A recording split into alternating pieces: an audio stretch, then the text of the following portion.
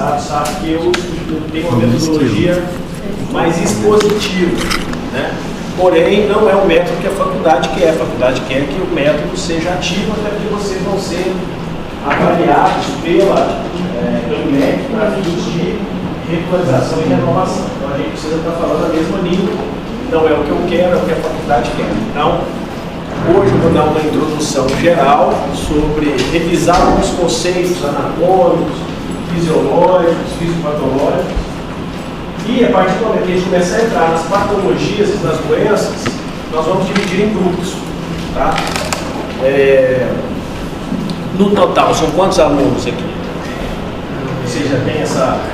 Eu pedi a lição de chamada lá, mas eles não me deram. Tá, nós vamos dividir em grupos de no máximo 3.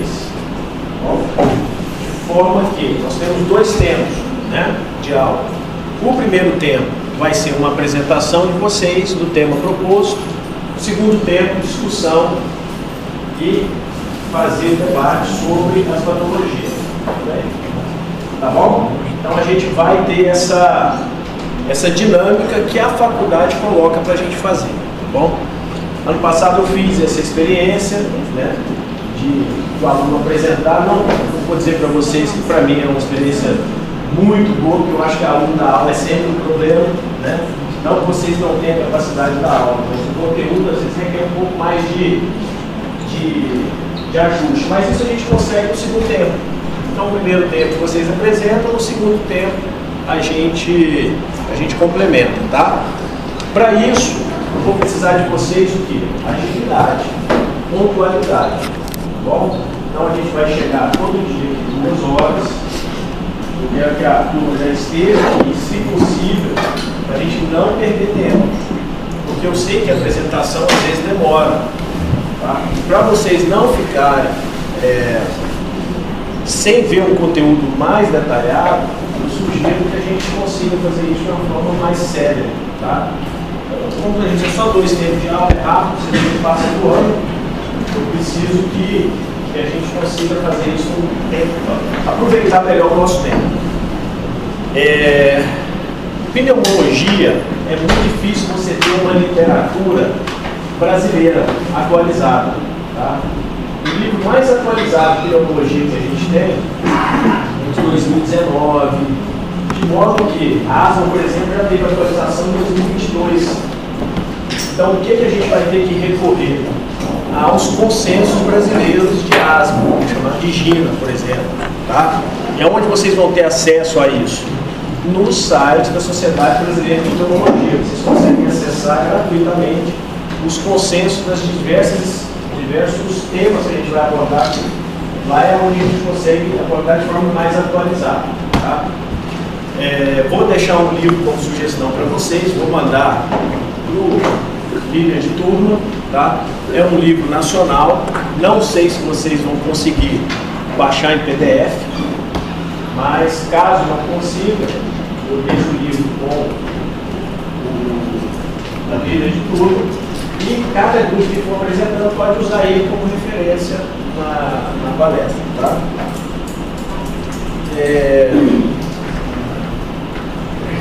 Pessoal, a pneumologia, se vocês aprenderem bem, vocês vão aprender clínica médica bastante aprofundada. Tá? O pneu envolve todas as especialidades. Vocês vão ter reumato esse ano? Vocês vão ter cardio, nefro, endócrino. Vocês vão ver que a pneu passa por todas elas. Tá? Então, se eu pegar, por exemplo, lúpus, vocês vão ver em reumato. Tá? Lúpus tem um capítulo só de doenças pulmonares do lúpus. Tem doenças renais que comprometem o pulmão. Então vocês vão ver que a pneu ela é uma área da medicina interna muito ampla e que exige de vocês um conhecimento clínico diverso, tá bom? Com relação à minha prova, todo mundo vai ficar doido. Eu sei que a minha prova aqui não tem nos acusa, né? Minha prova não tem o objetivo de fazer pegadinha com ninguém. Eu não tenho esse perfil. O que eu der na aula é o que vai cair na prova. Tá bom? mas também não sou de fazer perguntinha direta, vai ser caso clínico, tá? Mas caso clínico, baseado naquilo que a gente conversou aqui. Eu não vou inventar, eu não vou criar coisas na minha cabeça e fazer questões que já não tenham sido discutidas. Por quê? O grande problema é que o professor inventa a questão e faz questão errada. E o aluno às vezes erra porque a questão está errada realmente, tá? Então assim, a seleção de questões que eu faço são questões que já foram de algum concurso. Onde vocês procurarem médico curso, o que vocês vão fazer? Procurar médico off, médico não sei o que lá, eu não tiro daí, tá bom? A minha fonte é outra. Não vou falar para vocês, obviamente, né? Não vou cantar o jogo. Mas garanto para vocês que não é difícil. E não impede vocês de estudarem por outras questões também. Porque assim, questão de prova, pessoal, não muda muito. Às vezes muda a forma, mas o tema e o que cai é o mesmo que cai em qualquer prova. Às vezes, claro, que o caso clínico é um pouquinho diferente, elaborado e tal. Às vezes vocês vão ficar com preguiça de ler a questão, achar que vai errar, mas a resposta é muito simples, tá? Então, assim, quero dizer para vocês não se desesperarem com a pneumologia, tá? Até porque eu quero que vocês saiam da aula já prontos para fazer qualquer prova. Esse é o objetivo, tá bom? Que vocês saibam pneumologia, pelo menos no básico. Eu não estou dizendo que vocês não são especialistas em pneu, mas vocês vão ter uma boa noção de tudo que a gente falar, tá bom? Então agora eu vou começar. Alguém quer fazer uma pergunta? Alguma dúvida com relação à matéria? Não? Então, vamos começar aqui. Se puder apagar a luz, pessoal, melhor. Eu acho que fica mais simples. Esse método que eu vou usar hoje não é o que a gente vai usar no dia a dia. É só uma revisão, então dá para a gente passar mais rápido, tá bom? Então, o sistema respiratório, pessoal, ele começa aonde? Ele começa na cavidade nasal, tá? Que ela é dividida, né? Dividida aí na narina direita e na narina esquerda.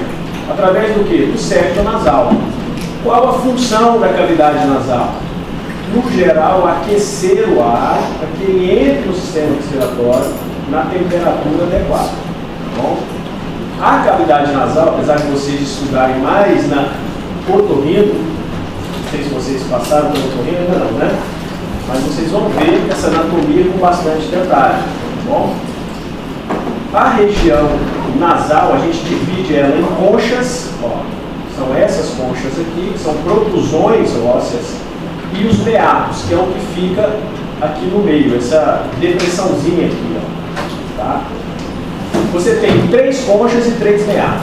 Concha superior, concha média, concha inferior, meato superior, meato médio, meato inferior. Qual que é a finalidade disso? Os meatos é onde drenam as cavidades paranasais.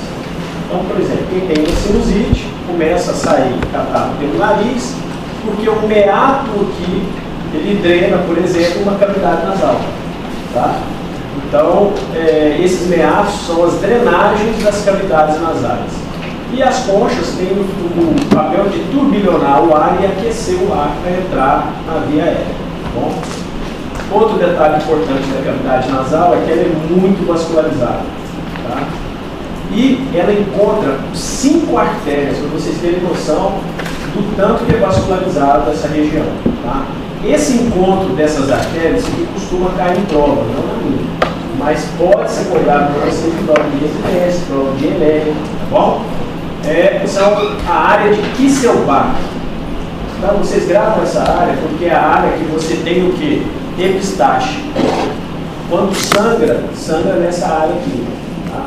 Normalmente por trauma, corpo estranho, dedão no nariz, né?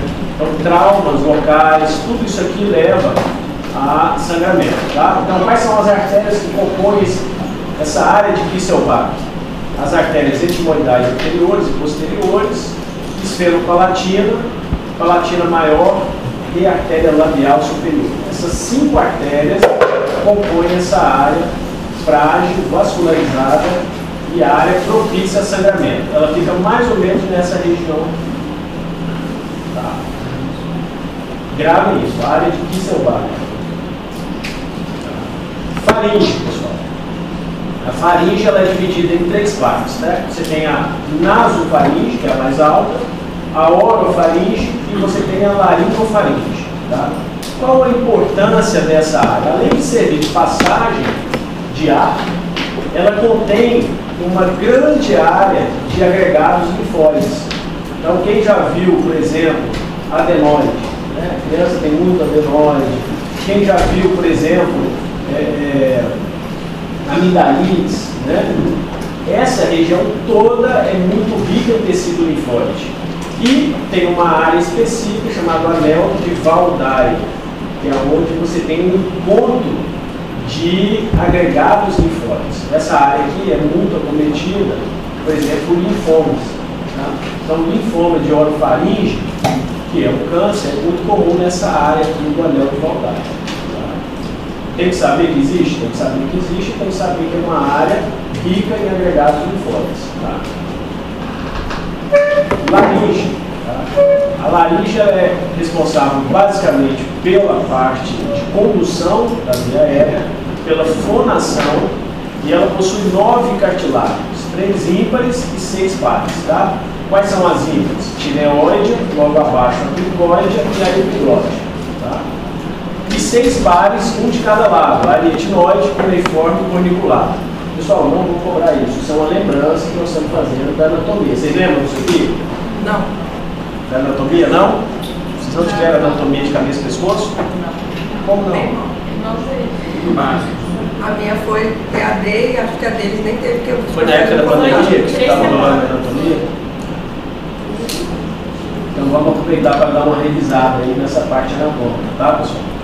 Então, as pregas vocais produzem vibrações audíveis do ar esperado, origem dos sons da laringe.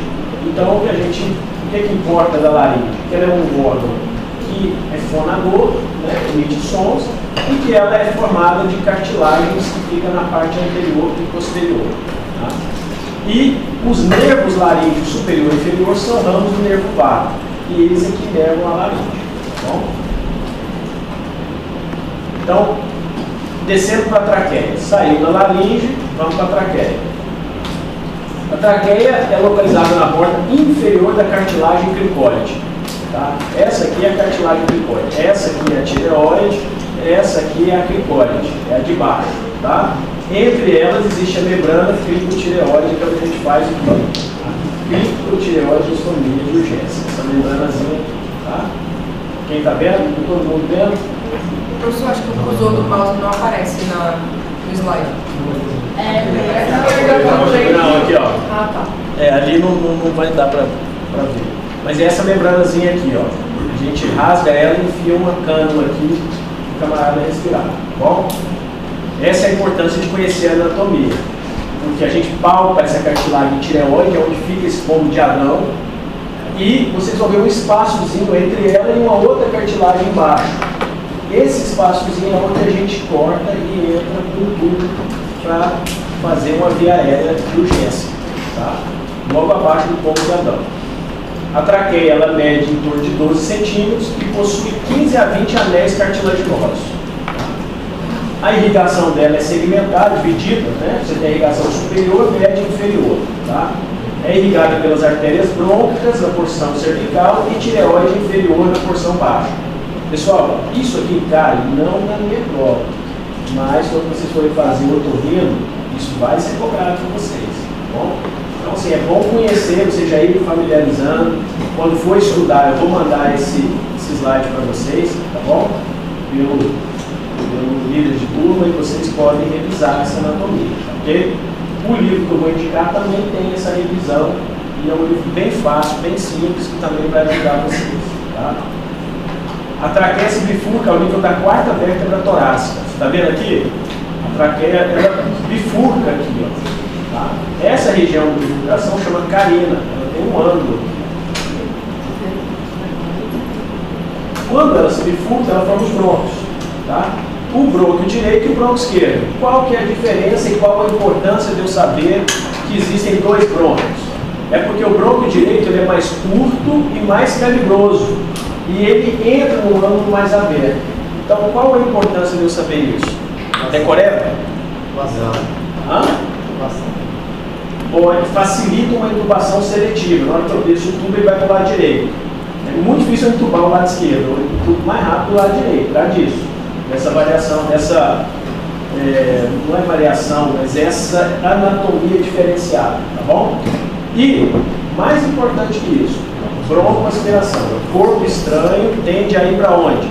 Lado direito. Isso é questão de prova certa para vocês. Tá? Então, broncoaspiração, eles adoram perguntar qual segmento mais acometido, tá? Qual pulmão mais acometido, tá? Então, lado direito. Por quê?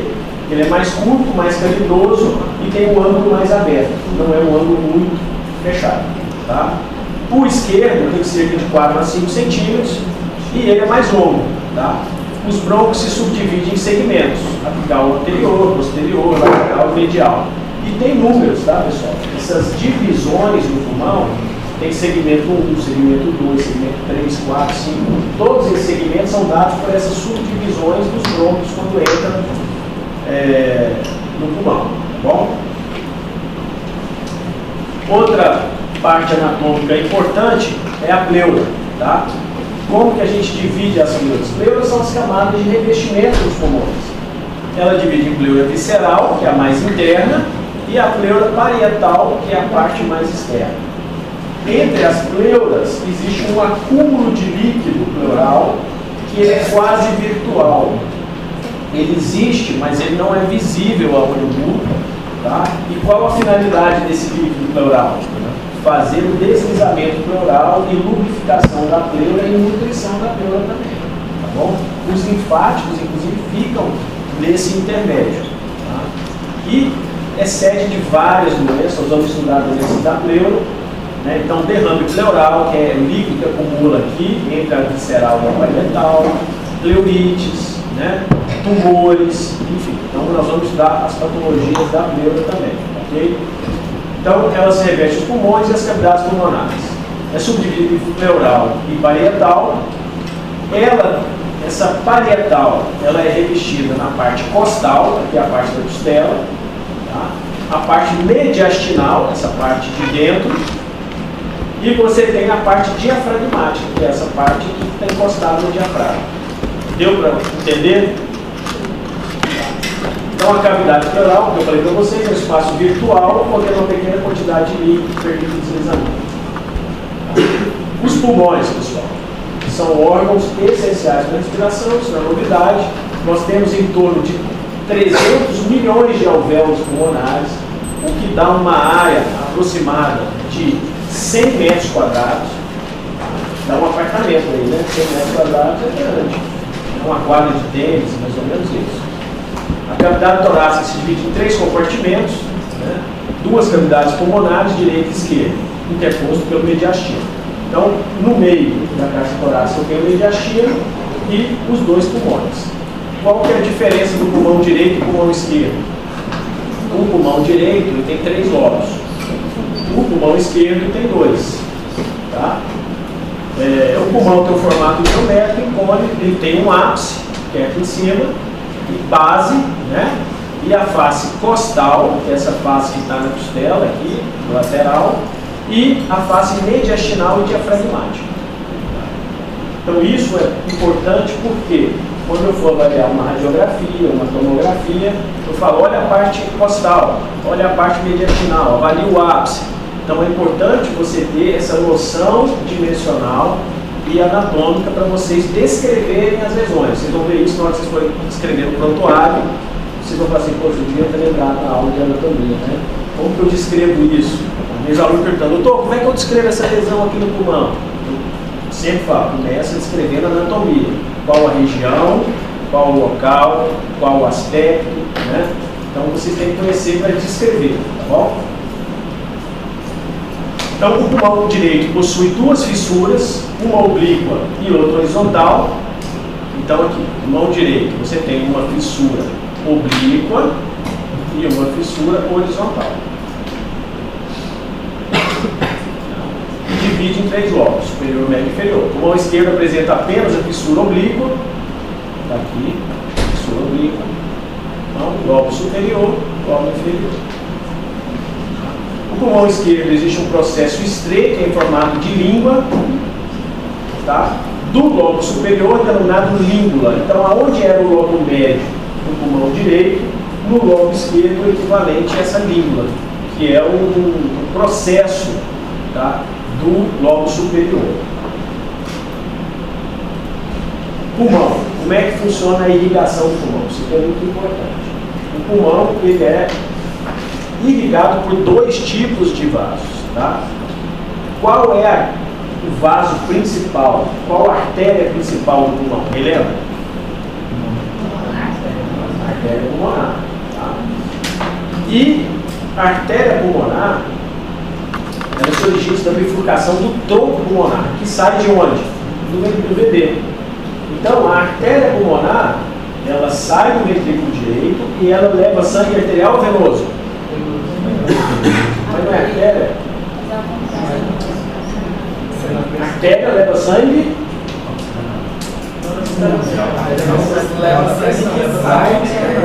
Não, a artéria chama ar porque é um sangue oxigenado, não? Artéria.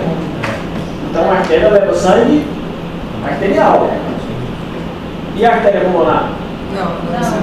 Sangue venoso. Tá? Por que isso, pessoal? É a única circulação que é diferente, por isso nós temos que levar. Então a circulação pulmonar, a artéria pulmonar leva sangue do VD, que é um sangue de retorno venoso. Para sofrer o que no pulmão? Hematose, né? Para ser oxigenado. E ela volta por onde? Veia leva sangue venoso, mas no pulmão arterial. Então o pulmão é especial. A pneumologia é especial, é ou não é? É a medida que vocês vão ver isso, pessoal. Não tem outra não. Tá? Então o sangue venoso ele volta pelas veias pulmonares e drena onde? Ela voltou, mas voltou para onde?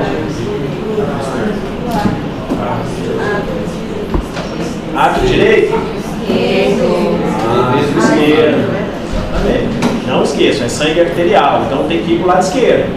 Então, ato esquerdo, ventrículo esquerdo, aorta e vai distribuir para todo o organismo, tá bom? Então, pessoal, essa circulação pulmonar, ela não é uma circulação de grandes pressões. Eu não posso pegar uma artéria pulmonar e comparar com a aorta. A pressão é bem menor, porque senão nosso pulmão ia ser hipertenso, né? Se eu botasse uma pressão de 120, como essa histórica da aórtica, o nosso pulmão ia entrar em choque, né? Ia romper todos os vasos. Então, é uma circulação de baixa pressão, tá bom? Se eu estou dizendo para vocês que é de baixa pressão, acredite que é mesmo, de baixa pressão. Qual a pressão sistólica da artéria pulmonar? Em torno de 15 a 20, no máximo 25 milímetros de mercúrio. Diferente da aorta, que é 120, olha a diferença. Uma é de 15 a 20, a outra é 120. Então nós vamos ter doenças do pulmão que vão alterar essa pressão. E aí vocês vão ouvir lá na frente a gente falar de hipertensão pulmonar. São doenças que vão alterar essa pressão do pulmão. Tá? Aí a importância de a gente conhecer a anatomia para a gente conhecer as doenças. Tá? Existe um grupo de artérias que serve para nutrir os brônquios. Agora aqui é o filé mignon do negócio. Quando você tem uma hemorragia pulmonar, uma hemoptise, alguém já estudou hemoptise aqui? Vocês fizeram semiologia? Estudaram hemoptise, correto? Se o sangramento é volumoso e ele vem das vias aéreas, qual a artéria que mais sangra? Brônquio. Porque ela é ramo da aorta. E ela nutre também as vias aéreas. Então, pessoal, a via aérea ela tem duas circulações. Eu tenho uma de alta pressão, que é a artéria brônquica, e eu tenho uma de baixa pressão, que é a artéria pulmonar. A artéria brônquica, como o nome já diz, ela vai nutrir o quê? Os brônquios. Então, o sangramento que vem dos brônquios normalmente é um sangramento mais grave do que aquele sangramento que vem do pulmão. Tá bom? Então, ó, as artérias que servem para nutrir os brônquios, os tecidos de sustentação dos pulmões e a pleura visceral, denominada o quê? Artérias brônquicas. Então, qual o cuidado que a gente tem que ter, por exemplo, quando você vai drenar um tórax? Se fizer uma hemorragia muito acentuada, provavelmente você lesionou a artéria bronca. cuidado, a gente tem que saber e tem que conhecer. Isso cai muito em prova, essa circulação. Tá? A drenagem venosa do pulmão, ela é feita de modo análogo às artérias. Você tem as veias brônquicas e você tem as veias pulmonares. Então também é uma drenagem dupla. Tá? E você tem também a veia áspera, né? Que é uma veia também que drena o lado direito do coração. Linfonodos, pessoal, não precisa preocupar com zoneamento de linfonodos mediastinais e pulmonares. Isso aqui é mais para quem vai fazer oncologia, cirurgia torácica, tá bom? Quem for fazer residência nessa área vai ter que decorar esses linfonodos mediastinais. Não é difícil, ele é bem sistematizado, parece olhando assim um monte de número, né? Mas eles colocam linfonodos pilares de tanto a tanto, linfonodos do lobo superior de tanto a tanto, do lobo inferior de tanto a tanto. Então assim, não é difícil decorar, é fácil, não é tão cobrado em prova, mas quem for fazer cirurgia torácica vai ter que acabar decorando esses linfonodos. E tem alguns que são mais característicos, por exemplo, linfonodo paratraqueal à direita é mais comum na sarcoidose, né? Linfonodo paratraqueal à esquerda é mais comum em metástases de tumor de pulmão. Então a gente vai pegando isso com o tempo, sem precisar decorar de forma mais rigorosa isso aí, tá bom? Agora nós revisamos a parte anatômica, a gente vai entrar um pouco agora na fisiologia, tá? Então, qual que é a função básica do sistema respiratório? Troca gasosa. Isso. Nós temos que levar oxigênio para os tecidos e tirar o CO2 do metabolismo celular, né? Então, a nossa função nossa, eu não sou pulmão, né? Mas a função do sistema respiratório como um todo é fazer uma entrega de oxigênio para os tecidos. E o que vai fazer essa entrega? São 3 fatores. Primeiro, eu tenho que ter o coração batendo. Não adianta eu ter um pulmão respirando e um coração parado. Ou um coração funcionante e um coração parado. Então, eu preciso de débito cardíaco. Confere? Eu preciso de hemoglobina. Porque sem hemoglobina, meu oxigênio não liga.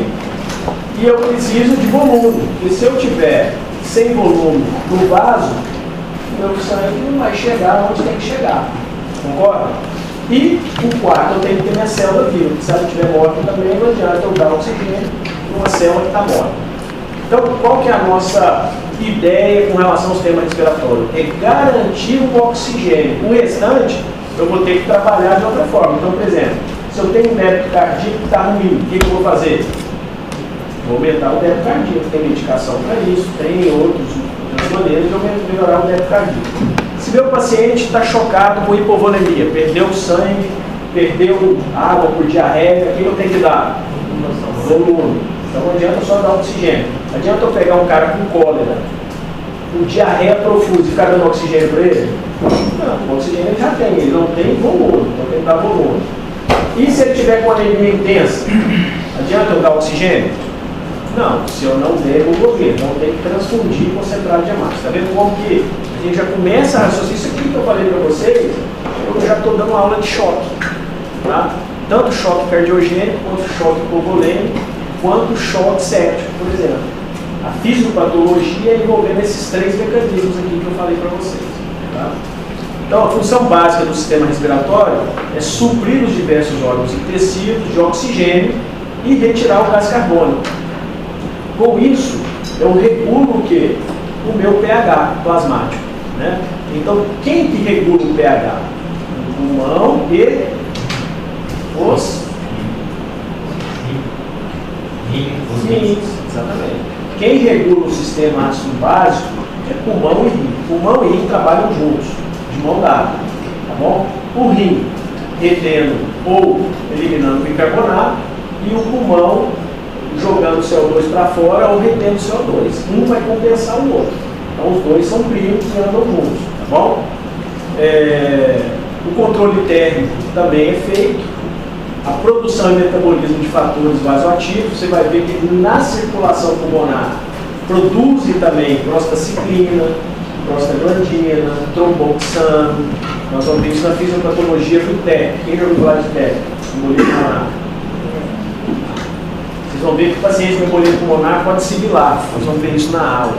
Vocês vão achar que é asma, mas não é. Na verdade, o que vai acontecer? Quando o trombo oclui o vaso, libera-se alguns fatores de vasoconstricção e de broncoconstricção. E o paciente pode sibilar no local onde está tendo uma embolia pulmonar. Então, isso tudo a gente vai ver mais para frente. Tá bom? A inervação do pulmão e das vias aéreas, basicamente, é pelo sistema parasimpático. Tá? Então, o nervo vago, que é qual parte? Como é que ele é chamado? Eu não lembro o nome dele completo. Vago, né? Não, não é vago não. Vago é o apelido. O nome dele é pneumocárdio gastroentérico. Então ele nega pulmão, coração, sistema digestivo, tá? E entérico, que são o quê? Intestino delgado também. Pulmão, grosso e delgado. Então ele nega quase todo o organismo, por isso que ele é um nervo super importante. Tá? Então a parte respiratória, quase toda, o mais importante para mim é o nervo vago. Vocês vão ver que tem medicações que a gente usa na pneumologia, que é basicamente bloquear acetilcolina. Né? Quem conhece o bromide de patroca aqui, que é usado para asma, vai ver que ele tem esse efeito aí também, bloquear o receptor muscarínico. Tá? E existe um reflexo que adora cair em prova. Vocês vão, alguma prova que vocês fizerem, vai cair esse reflexozinho aqui. O que limita o pulmão de não inflar até estourar? Esse reflexozinho aqui, ó, chamado reflexo de Hering-Brown. Tá? O pulmão tem mecanorreceptores que ele aceitam o limite de distensão. Passou desse limite, ele não aceita mais e ele vai recolher. Tá bom? Então é chamado de reflexo de Hering-Brown. Vocês já estudaram isso em fisiologia ou não? Então grave e marca um livro. Então asterisco nesse reflexo, estuda que ele adora aparecer em prova. Tá? Oi? A gente estava tentando estourar pode tentar à vontade, se o seu reflexo estiver bom. Tá? Estrutura morfofuncional. Vamos lá. A principal função é troca gasosa. O pulmão apresenta uma superfície de 100 metros quadrados. Você lembra que eu falei? Que é uma quadra de tênis, né? Os alvéolos têm uma parede delgada e, junto com o alvéolo, pessoal, existe o quê? Capilares. O alvéolo ele é um saco envolto por capilares finos, tá? E entre o alvéolo e o capilar existe uma membrana que a gente chama de membrana extracelular. É um espaço quase virtual, a gente não consegue ver isso a olho nu. Mas a troca tem que passar por essa membrana. E o que ela é, na verdade? Ela é feita de tecido conjuntivo, tecido fibroelástico, tá bom? A gente não vê, mas existe, é uma matriz extracelular. Então, ó, os alvéolos têm uma parede delgada em contato com os capilares, tá? É o epitélio alveolar, você tem a matriz extracelular que fica entre o alvéolo, o endotélio e a vascularização, que é a barreira alvéolo-capilar, tá? As vias aéreas condutoras sofrem ramificações, aqueles brônquios. Quando eles entram no pulmão, pessoal, eles vão diminuindo de espessura, de diâmetro, até chegar no mais fino de todos, que é o ramo 23. Então tem 23 ramificações. Tá? Uma perguntinha que às vezes acontece muito em prova, e o pessoal erra muito: qual é o local que mais se tem broncoconstricção? São as pequenas vias aéreas, as grandes ou as médias? Quem quer chutar? Todo mundo tem vontade de falar grande. Não, são as médias. Então, se cair, você decoreba mesmo. Não tem explicação, não. Coloquem sempre a média, tá? Então, se cair em vaso, onde tem mais broncoconstricção é a média. Deixa eu mostrar para vocês aqui o alvéolo, só para vocês terem uma noção dimensional. Às vezes pode ficar muito subjetivo. Tá? Eu tenho aqui o alvéolo, ó. Okay? Aqui eu tenho o capilar, é um vaso. Está vendo essa distância aqui? Isso aqui é uma membrana extracelular, um material extracelular. Então o ar ele entra aqui no alvéolo, o oxigênio, E ele tem que passar para o vaso para ser distribuído. Tem que atravessar isso aqui. Quando eu tenho uma pneumonia, alguma doença, isso tudo aqui inflama, ó. E aí meu oxigênio passa a ter dificuldade de passar para cá. Por isso que quando eu faço uma gasometria, minha PO2 abaixa. Por quê? Porque o meu oxigênio ele não consegue chegar no vaso. Por quê? Por um processo inflamatório aqui. Pode ser dentro do alvéolo. Quem já ouviu falar de edema agudo de pulmão? Alguém já ouviu falar? Que é água no pulmão? Então, isso aqui atrapalha o oxigênio difundido. Quem já ouviu falar de pneumonia? É inflamação no alvéolo e no intertício, os dois. E quem já ouviu falar de TEP? É uma oclusão nesse vaso aqui. O oxigênio também não vai. Então, só para vocês terem uma noção, como é importante conhecer a anatomia e a morfologia para a gente entender as doenças como vão ser. Nós vamos passar por todas elas. Tá? Então aqui, pessoal, ó, o alvéolo ele tem uma parede delgada, fininha, em contato com os capilares. Isso é importante, tá? E se eu juntar tudo aquilo, eu acho que ficou ruim para ver aqui, né? Tem que acender a luz ali para ver, senão vocês não vão enxergar nada. Depois, quem puder acender a luz ali, só para ver o desenho, alguém pode acender?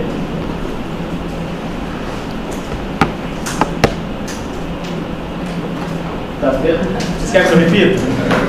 Por favor. Deixa eu pegar aqui, tá vendo?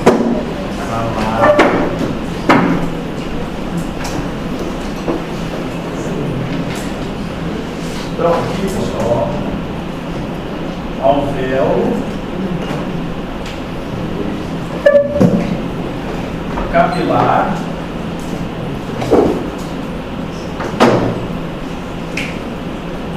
aqui é a membrana extracelular, ou matriz extracelular. Aqui é o alvéolo.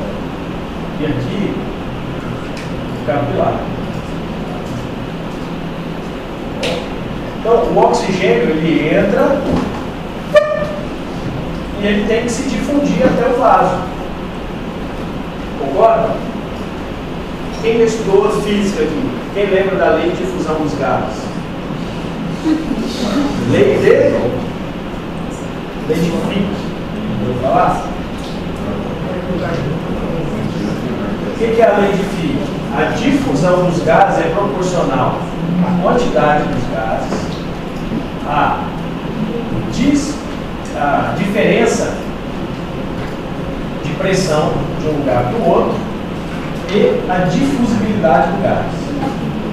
E inversamente proporcional à espessura da membrana.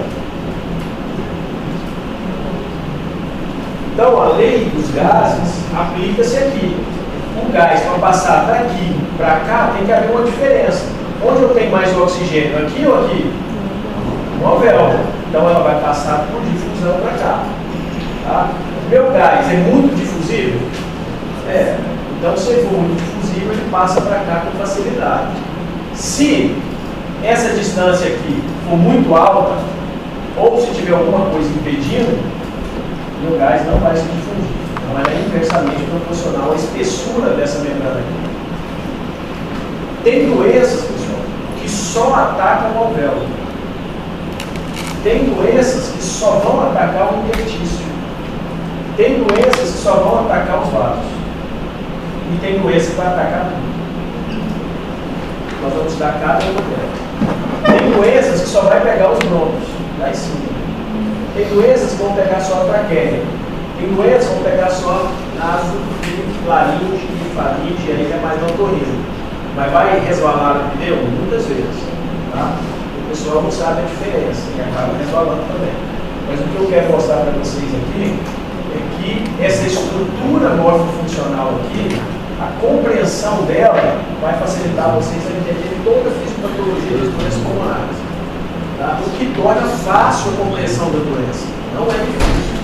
Outra coisa também é que existem aqui, ó, se eu fizer um corte no alvéolo aqui, eu botei um epitélio aqui, tem? Como é que chama a célula desse epitélio alveolar? Alguém lembra da fisiologia? Na histologia? Pneumócito tipo 1 Tipo 2. O tipo 1, ele é o de revestimento. E ele que faz a renovação do epitério. Então, se o epitério foi agredido, ele tem que refazer, é o tipo 1. Tipo 2, qual que é a importância? Surfactante. O surfactante.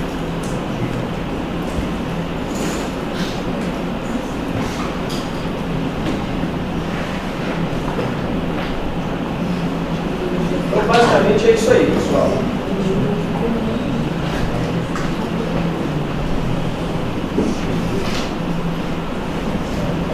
Não sou bom de desenho, não. Assim, mas já vai entender, né? Então, a gente estava falando aqui que pode apagar a luz, pessoal, por favor. Que as vias aéreas, elas sofrem ramificações, né? E chegando a 23 ramificações, tá? Quando que começa a surgir, por exemplo, broncoconstricção? A partir do nível 17. Na 17ª bifurcação, você já começa a ter troca ventilatória. Até antes disso, era só condução, o ar só passa. Por exemplo, você não tem troca gasosa no brônquio mais alto. A partir, se cair isso na prova de vocês, a partir de qual ramificação começa a troca gasosa? 17. Ah, tem livros que colocam 16, não é? A partir da 16, tá? Então 16 é o limite, 17 já começa a troca. Isso confunde muito e cai em prova, tá? Pessoal, vou cobrar isso? Não. Isso é só uma lembrança para vocês. Tá? Então aqui, ó, botei justamente o propósito. A partir de qual geração? Da 16ª geração existe certo grau de troca. Então, se é a partir da 16, não é ela que está inclusa, é 17. Tá? Zona de transição, você tem os ductos alveolares e os alvéolos, que está considerada a zona respiratória. Antes disso é zona condutora. Tá? Qual o epitélio da traqueia? Pseudo-estratificado, cilíndrico, ciliar. Associado à presença de células caliciformes. Por que eu estou colocando isso? Vocês vão ver que tem doenças que vão hipertrofiar essas células caliciformes. Vai produzir muito muco, muito catarro. Né? Vocês vão ver fibrose cística, vocês vão ver bronquite crônica, tá bom? E assim que as partículas, o outro problema que a gente tem, solução. O epitélio pseudoestratificado, cilíndrico, ele é ciliado. Qual a função do cílio, pessoal? Bater? Ele só bate. Como é que é? Mas o muco, ele vai para cima ou para baixo? O muco, ele desce ou sobe?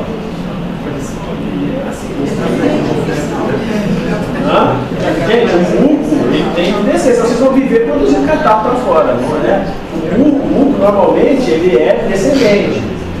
Quando que o epitélio ciliado consegue fazer o inverso? Para eliminar algum material estranho, corpo estranho, tá? Então, o cílio, ele inverte a sua natureza, vamos dizer assim, e ele bate o contrário.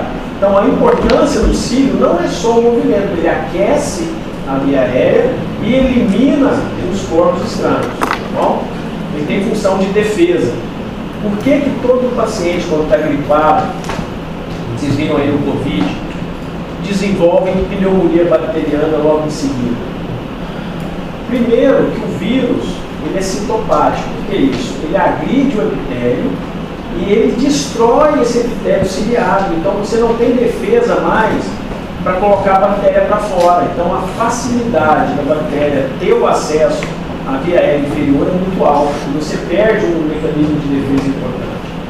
Então, toda infecção viral, ela é uma porta de entrada para a infecção bacteriana. O pessoal antigo chamava de pneumonia dupla, né? O pessoal achava que tudo era nos dois pulmões, não, é porque era viral e bacteriana logo em seguida. Tá bom? Tem algumas bactérias que gostam mais de uma infecção viral. Por exemplo, o estáfilo adora entrar depois de uma infecção viral, principalmente em criança. Tá? Então, os alvéolos eles são compostos pelos pneumônios tipo 1 e tipo 2. O O diafragma é o principal músculo da respiração, porque ele é que empurra o pulmão para cima ou para baixo. Okay? Então, ele é um músculo basicamente inspiratório. Quais os músculos que fazem a inspiração? O diafragma, os intercostais, paraesternais e os escalentos. Tá? E chama alça de Balde, essa contração. Pessoal, isso é importantíssimo. Isso aqui é um mecanismo que vocês vão entender várias doenças do aparelho respiratório. A inspiração, ela é ativa. Ela requer gasto de energia e esforço. Todo mundo aqui, quando vai inspirar, faz esforço. Mas para expirar, ela é passiva. Eu não preciso fazer força para expirar. Quando eu começo a fazer força para expirar, isso é sempre patológico, isso é sempre doença. Então, quando vocês olharem o paciente na enfermaria, na UTI, sem estar em ventilação mecânica, vocês já olham e vê se ele está fazendo esforço para botar para fora. Se ele estiver fazendo esforço para botar para fora, ou ele está obstruído, ou ele está secretivo, alguma coisa tem. Então a gente tem que observar a ins e a eis, isso é muito visual, tá bom? Então decorem esses músculos da inspiração, porque isso aí vai servir de base para vocês entenderem asma, esforço, pediatria, isso vale a pena vocês gravar. A mecânica respiratória, né? O ar, quando entra nas vias aéreas, ele tem que vencer dois tipos de resistência. Você tem a resistência elástica e você tem a resistiva. O que é isso? O pulmão, ele não tem que distender? O que faz o pulmão não ser duro? Ele distender? As fibras elásticas que existem na matriz extracelular. Okay? Então eu tenho uma elasticidade. O que faz meu brônquio contrair e fazer uma bronquite asmática? Um aumento da resistência. O que é aumento da resistência? Eu diminuo o calibre e o ar tem que fazer mais força para entrar. Então toda vez que eu estiver falando para vocês de resistência, eu vou estar falando de condução de via aérea. Então, por exemplo, asma é uma doença de condução ou de respiração? Condução. Por quê? Porque o problema é o ar entrar. Eu faço uma broncoconstricção e meu ar não consegue entrar. Então eu tenho um aumento do quê? Da elasticidade ou da resistência? Da resistência. Agora, se eu tenho uma fibrose no meu pulmão ficou igual cirrótico, duro. Meu problema é condução, resistência ou elasticidade? Elasticidade. Então, veja bem que esses conceitos são importantes para a gente entender as doenças também, tá? A nossa parede torácica, quando você respira fundo, ela aumenta de volume ou não? Então ela tem elasticidade? Sim. Então, além do pulmão, a nossa caixa torácica também tem elasticidade. Que importância tem isso? Várias. Então vamos pegar um exemplo. O paciente nasceu com uma deformidade no tórax. Tá? Você acha que o pulmão dele vai conseguir expandir? Se ele está com um tórax, por exemplo, engessado ou com uma doença óssea que compromete a expansibilidade? Não. Vocês vão ver que tem doenças neuromusculares que impedem o paciente, a caixa torácica, de expandir. Então, são doenças que comprometem a elasticidade da caixa torácica. Então, a gente vai estudar algumas doenças que causam isso também. Tá? Quem já ouviu falar de osteogênese imperfeita, né, vai ver também que são doenças genéticas que causam comprometimento da parede torácica. Tá? Então, as propriedades elásticas, que é aquela de distender, se devem aos componentes do tecido do pulmão e da parede torácica, fibras elásticas e colágeno, tá bom? Que apresentam essas propriedades. Qual uma doença, pessoal, que desgasta essa fibra elástica? Alguém sabe? Não sei se sou obrigado a saber isso agora, só para raciocinar. Qual uma doença que mexe, que destrói essa elasticidade do pulmão? Como todo mundo aqui vai conhecer alguém que tem. Fibrose cística. Você conhece alguém com fibrose cística? Fibrose cística é raro, né? Eu falo em confusão mesmo. Alguém te falou de alguém que tem, alguém já ouviu, enfisema pulmonar. Tá? O enfisema pulmonar, o cigarro, pessoal, ele inibe a nossa defesa de uma enzima que degrada essa fibra elástica. Nós vamos falar isso na fisiologia. Tá? Então acaba que existe uma enzima chamada alfa-1-tripsina, que ela é inibida, e a tripsina ela destrói a fibra elástica. E aí o paciente pode fazer eczema pulmonar, tá bom? Então nós vamos aprender isso aí também. A relação entre a variação do volume mobilizado e a variação da pressão necessária é chamada de complacência. Pessoal, todo mundo tem um ódio dessa palavra. Tá? O pessoal não gosta. Quem é fisioterapeuta aqui? Ninguém? Então, de uma turma tinha 2 fisioterapeutas. Eles entendem com facilidade. Mas quem não tem essa ideia, e vocês não estudaram isso com certeza em fisiologia, estudaram? Estudaram? Maravilha, eu faço isso toda a minha vida. Alguém lembra o que é complacência? Volta à forma original. Exatamente. Bom, isso é um conceito difícil de explicar, as pessoas normalmente não entendem. Então, como que eu vou definir complacência? É a capacidade do meu pulmão de armazenar volume. Então, se eu precisar de muita pressão para encher o meu pulmão, a minha complacência vai estar ruim. Se eu tiver que botar pouca pressão e meu volume encher muito, eu tenho uma complacência pouca. Tá? Sempre raciocine como uma bexiga. Pega um balão e sopra. Se você tiver que botar muita força para encher o balão, você está fazendo o quê? Porque ele tem uma complacência ruim. Como é que você segura a complacência no balão, sabe? Pede alguém para segurar e manda você soprar. Isso é uma complacência ruim, difícil, tá? Complacência diminuída. Agora, uma complacência alta é aquele que eu sopro e já... Né? Então, a gente precisa conhecer que tem doenças que vão mexer na complacência. Tem doenças que vão mexer na elastância, que é o contrário da complacência, que é o voltar ao estado normal. Complacência, distensão, elastância, voltou ao normal. Tá bom? Tendo esse conceito em mente, vocês também vão facilitar muito a compreensão das doenças pulmonares. Tá? Então, um pulmão muito complacente é aquele que, com uma pequena variação de pressão, eu consigo botar um volume grande. Tá? Além das fibras elásticas e colágeno, o outro componente que interfere nas propriedades elásticas é a tensão superficial. Alguém sabe o que é isso?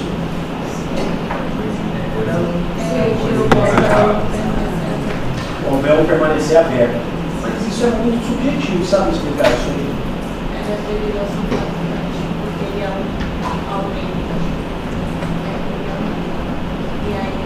Ele aumenta o quê? A tensão superficial. O que é isso? Se eu não tiver surfactante, pessoal, meu alvéolo enche, depois ele colaba. Como é que chama esse colabamento do alvéolo? Atelectasia. Tá? Então, assim, se nós aqui não tivermos surfactante, todo mundo vai atelectasiar o pulmão. Porém, aí nós vamos entrar nas doenças. Tem doença que diminui a produção de surfactante. É muito comum vocês pegarem pneumonias, verem tomografia, tá lá, faixa de atelectasia, né? O que é isso? Porque parou de produzir surfactante e algumas áreas colabaram, tá? Então, assim, não é uma coisa rara de se ver, tá? Todas as pneumonias, no geral, elas diminuem a produção de surfactante e algumas causam atelectasia laminar, quer dizer, não é uma atelectasia grande.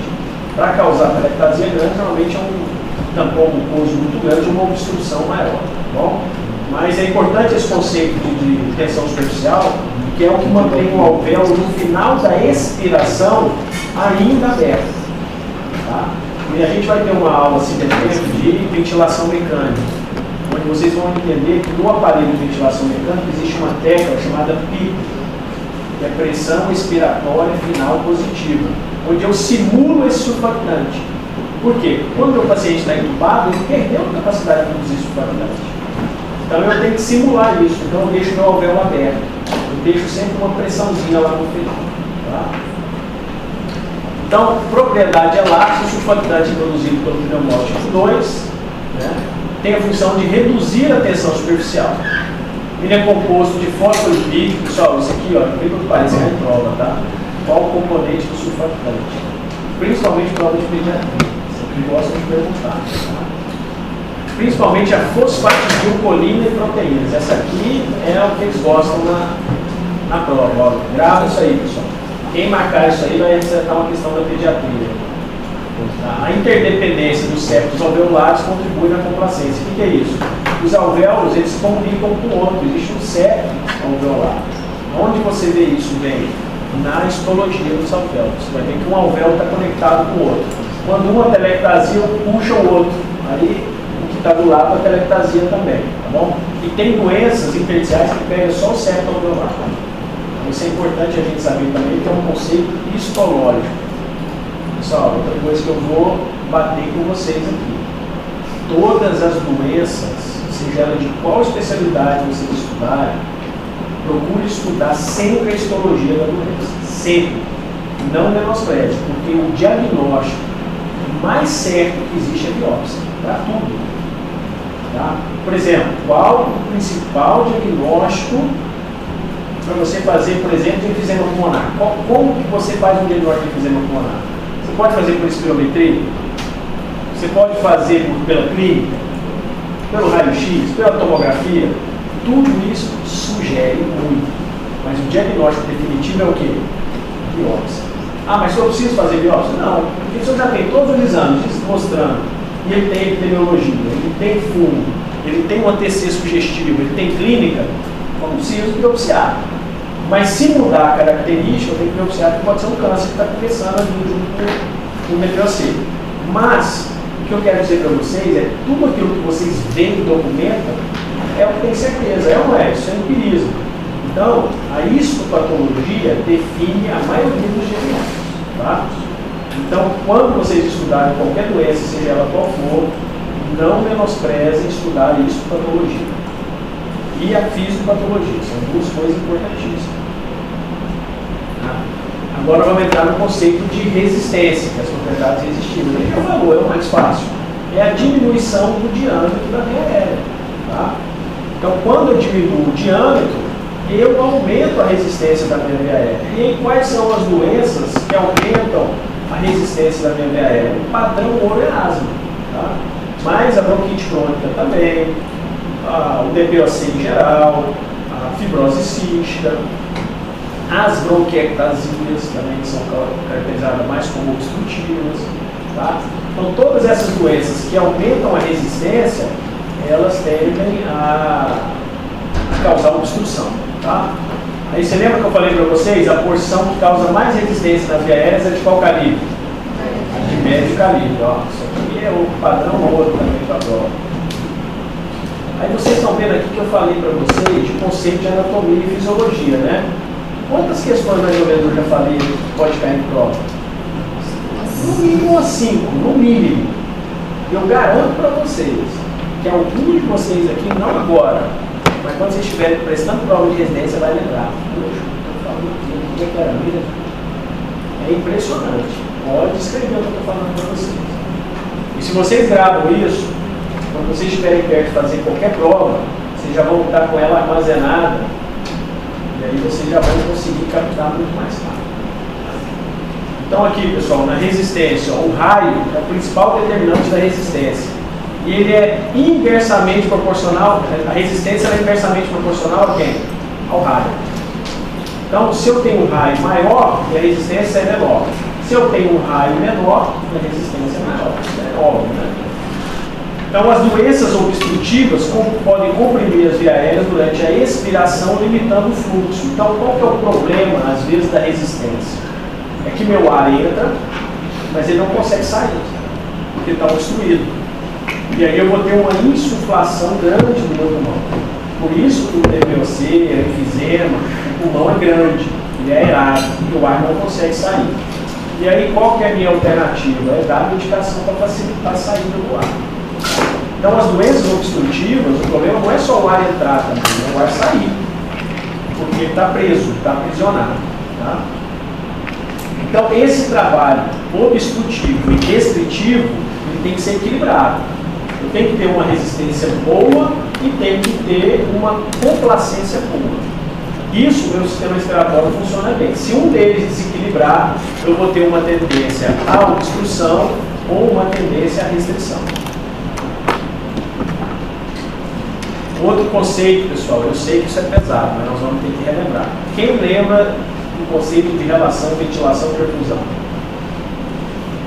relação VQ. Vocês já estudaram isso na fisiologia? Tá. Quanto que é o normal da minha relação VQ? 1:1. Aquele desenho que eu fiz ali, eu já dei aula de relação VQ para vocês. Todo alvéolo que é ventilado, ele tem que ser perfundido. O que é perfusão? A minha circulação tem que chegar nele. Então, ao mesmo tempo que meu ar entra, a minha circulação tem que estar funcionando. Se um deles desequilibra, eu tenho uma alteração da minha relação ventilação-perfusão. Vou dar um exemplo para vocês. Eu aspirei um corpo estranho. O que eu alterei? Minha ventilação ou minha perfusão? Meu oxigênio não vai chegar no meu alvéolo. Mas a minha circulação vai? Meu coração está batendo normal, então meu sangue vai passar pelo alvéolo. Mas o meu alvéolo não vai ter o quê? Oxigênio. Então eu alterei a minha relação ventilação-perfusão. Isso é chamado de efeito espaço-morto. Aquele espaço do alvéolo está morto, porque o oxigênio não chegou nele. Eu só tenho circulação. Então é chamado de efeito espaço-morto. Quando a minha oclusão é 100%, é chamado de espaço morto. Agora, quando não é 100%, é efeito espaço morto. Entendeu a diferença? Se ela é oclusão total, está morto. Total está morto, espaço morto. Meu oxigênio não passa de jeito nenhum. Mas se ocluir os 50%, efeito espaço morto. Isso são conceitos que vão ser citados em algumas questões que você tem que conhecer. Tá bom? Vamos para o contrário. Tá? Se eu tenho, por exemplo, um alvéolo com secreção, meu oxigênio vai chegar? Difícil. Vai alterar minha relação VQ? Vai alterar minha relação VQ. Eu vou estar ventilando? Posso estar ventilando e posso ter perfusão, ou posso ter comprometimento dos dois. Tem situações que eu não vou saber definir se é uma relação maior de ventilação ou de perfusão. Mas eu consigo, pela fisiopatologia, definir o que é ventilação e o que é perfusão. O que vocês têm que ter em mente? Que a minha relação VQ tem que ser igual ao quê? 1. Se alterou isso, eu tenho ou alteração da ventilação ou da circulação. E algumas doenças vão dizer isso para a gente. Tá bom? A própria fisiopatologia vai dizer isso. Então, olha lá. A nossa relação ventilação-perfusão, ela altera de acordo com o meu pulmão. Tá? O meu pulmão é dividido em 3 zonas. Essas zonas aqui, pessoal, elas são zonas que a gente não consegue enxergar assim, de forma macro. Tá? Onde eu vejo isso? Não tem imagem. Tá? Então a zona 1 é o ápice pulmonar, zona 2 é o intermediária e a base pulmonar é a zona 3. Tá bom? Então assim, qual que é a zona mais difícil de chegar na circulação? Zona 1. Tá? A zona que mais perfunde é a base pulmonar. Tá? Principalmente em posição supina. Se eu estiver em pé, a circulação por gravidade ela tende a ir mais para a base. E a ventilação também, ela tende a ir mais para a base. Isso aqui é chamado de zona de West. Tá? Isso também às vezes costuma cair em prova, o pessoal costuma perguntar esse zoneamento. Tá? Por que eles perguntam isso? Porque existe um catéter que a gente coloca dentro do pulmão para medir os parâmetros do pulmão e da circulação. Chama catéter de Swan-Ganz. Já ouviu falar? Você não precisa saber disso não, mas existe esse catéter que eu meço um monte de parâmetros dentro do pulmão e eu alojo ele na zona 3, que é a zona de maior circulação e de maior ventilação, tá? Principalmente de maior perfusão. E aqui eu consigo medir todos os parâmetros que eu quero, por isso que essa zona ficou muito importante, no caso desse catéter. Esse catéter hoje está caindo em desuso, então assim, hoje a gente não fica muito mais preocupado com o zoneamento. Mas pode cair alguma prova de vocês aí, o pessoal ainda tem alguns colegas que fazem prova aí que são meio jurássicos, né? Então eles podem querer perguntar isso aí para vocês. Tá? Então nós temos os desequilíbrios da relação ventilação com perfusão. Quando eu aumento essa relação, os alvéolos não ventilados, não perfundidos, denominado efeito espaço morto, e a redução da relação VQ, alvéolos não ventilados e perfundidos, chamado efeito Shunt. Efeito Shunt é diferente de Shunt. Efeito é sempre parcial, Shunt é sempre total. Espaço morto, total, efeito, parcial. Sempre quando eu tenho efeito é parcial, sempre quando eu falar o termo geral é 100%. Logo, eu nunca vou ter um shunt completo, nunca vou ter um espaço morto completo, sempre vai ser um efeito. Tá? Eu vou passar esse slide para vocês vão estudar, porque é difícil compilar tudo isso em algum livro. Tá? Provavelmente você não vai ter. Professor, esses efeitos espaço morto e efeito shunt é a mesma coisa? Vamos lá. O que é o efeito espaço morto? Você tem áreas que está morta. O que é isso? Ela não ventila. Ela não ventila. Ela perfunde, mas não ventila. Esse é o efeito espaço morto. O espaço está morto. Meu alvéolo não está servindo para nada. Por quê? Porque eu não tenho, na verdade, os alvéolos eles estão ventilados. Desculpa, eu falei errado para vocês, né? O efeito espaço morto é o contrário. O efeito espaço morto é assim, ó, o ar passa e meu alvéolo não está perfundido. Se meu alvéolo não perfunde, o sangue não chega, eu tenho o ar chegando e meu sangue está sendo o quê? Bloqueado. Esse é o efeito espaço morto. Tá aqui, ó, aumenta a relação VQ. Alvéolos ventilados não perfundidos. Espaço morto. Qual doença que aumenta a relação VQ? TEP. Então, sempre que eu falar TEP para vocês, é espaço morto. É alvéolo que entra ar, mas não chega a circulação. Certo? Efeito Shunt. Os alvéolos não ventilam, mas chega sangue. Dá um exemplo clássico, pneumonia. Edema agudo de pulmão. Eu tenho o meu alvéolo cheio de água, meu oxigênio chega, mas não difunde. Mas a minha circulação está boa. Eu não tenho nada obstruindo minha circulação pulmonar. Isso é chamado o quê? Shunt ou efeito Shunt. Ficou dúvida nisso, pessoal? Então, TEP é o quê? Pneumonia. Edema agudo de pulmão.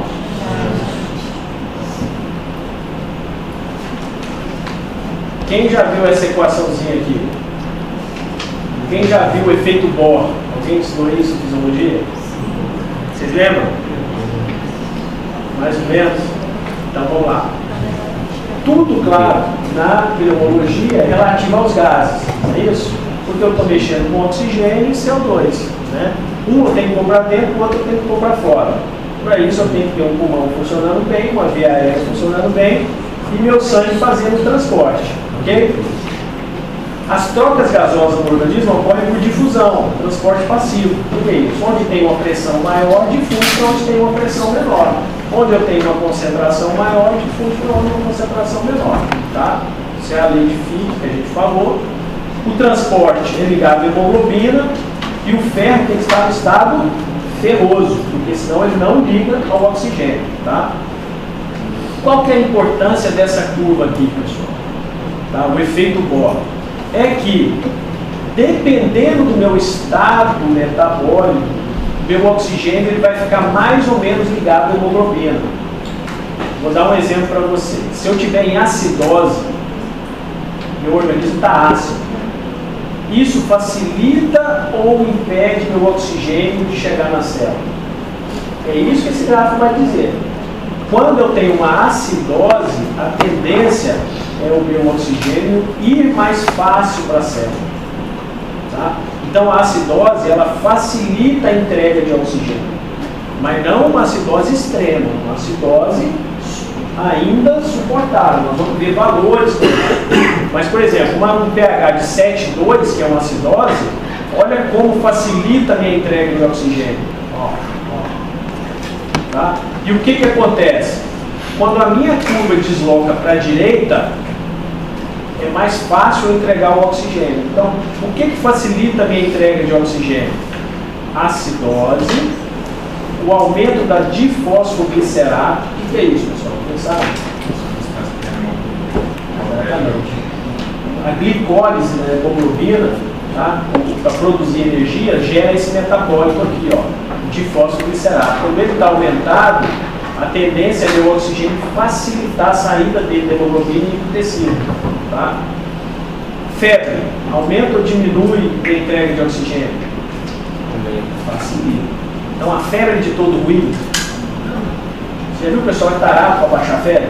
O pessoal chegou com febre e quer baixar rápido. Não é assim, pessoal. Tá? A febre tem o seu benefício também. Ela é um aviso, ela é um sinal e ela facilita a entrega de oxigênio no tecido, até porque você está no estado hipercinético. Se você está no estado hipercinético, o que acontece? O oxigênio vai ser entregue mais rápido, tá bom? E a célula fica mais ávida do oxigênio.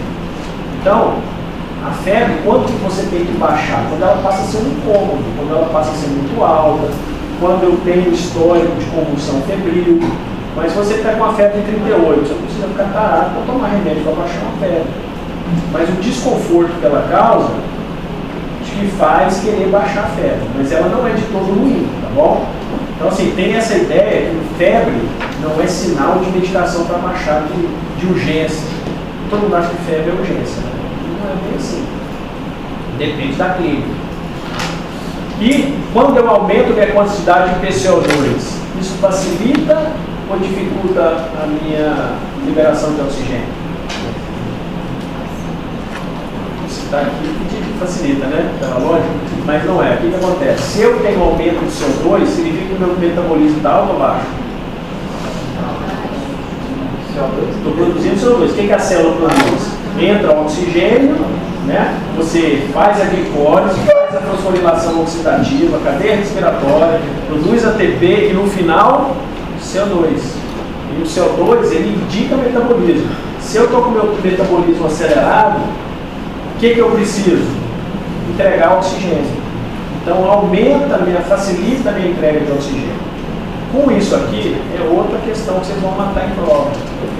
Tá? O que facilita a entrega de oxigênio na célula? Acidose, aumento da difosfoglicerato, aumento da minha temperatura e o aumento da minha PCO2. Isso desloca a minha curva para a direita. Tá? E o contrário serve para deslocar minha curva para a esquerda. O que é isso? Minha célula, minha hemoglobina vai ficar mais ávida pelo oxigênio, não quer largar de jeito nenhum. O que faz a minha hemoglobina segurar o oxigênio e dificultar a minha liberação? A alcalose. Então, a alcalose, ela faz com que o oxigênio tenha mais dificuldade de ser liberado. A diminuição da difosfoglicerato. O que significa isso aqui? O metabolismo da minha hemoglobina está baixo. Eu não estou conseguindo produzir muita energia. Então, a hemoglobina está com deficiência. Então, eu vou reter mais.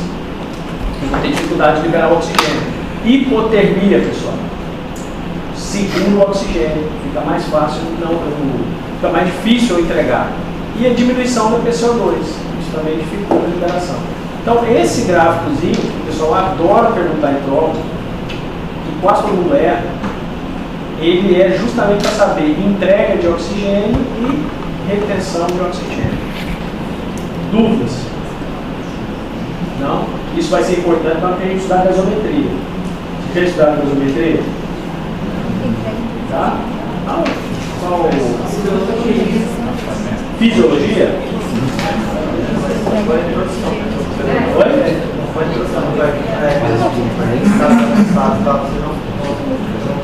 Com a noção, né? Tá, vocês vão ver que isso aqui vai ajudar muito vocês a interpretar, tá bom? Então, naquele resumo é fácil de entrega. Qual é a outra palavra? Você quer falar aqui? Então, é a entrega do oxigênio pela hemoglobina e a retenção. Para a esquerda, dificuldade de entrega. Para a direita, facilidade de entrega. Quem está na esquerda é ruim, quem está na direita é bom, é isso? Quem está na direita ajuda.